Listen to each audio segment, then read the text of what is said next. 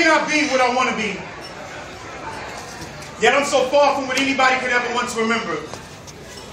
See, my friends have now become my enemies, and it's becoming goddamn hard now for me to determine who's my family. See, my simple glances have now turned into blank stares, and somehow my dreams have now morphed into beloved nightmares with blood-stained tears only to replace the void in which love was once here. So to maintain myself, I just see if life's balance is my only challenge. See, I've lied as well as been lied to. I've cheated as well as been cheated on. I've been loyal to those who didn't deserve to be, all by just simply trying to deal with those things that was presented in front of me. I've loved the unlovable when I've even been loved on, and I've even been loved when it was unwarranted.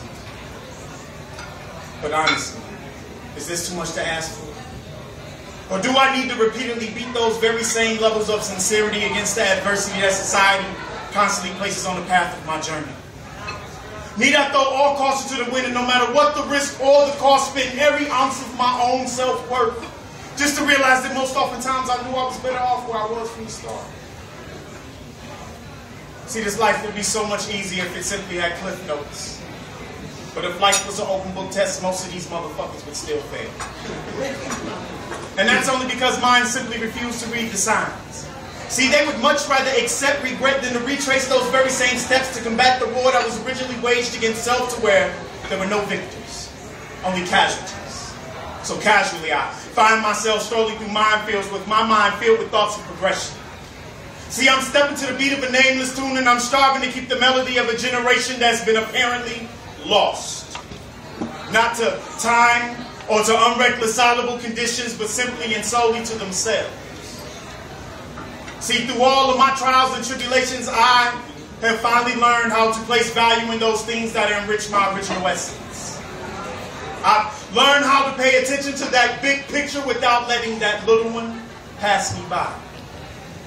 I've also learned that all tears are not from sadness, and all laughter is not due to joy. And inside of myself, I've had the chance that most people in this lifetime will never get. I had the chance to meet myself. The beauty of it is I've even enjoyed our conversations. See, contrary to popular belief, talking to yourself does not mean that you are crazy.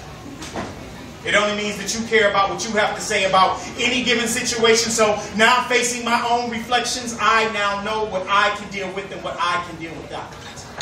See, no doubt would ever enter my reserved place for peace, and each friendship that does prove to be false, and those so-called family unities that are obviously lost, that shit can and will exist in the abyss of somebody else's unconditioned self. See, this price of being mentally free has been so finely, duly, as well as justly paid by me, and I still may not be what I want to be as of yet.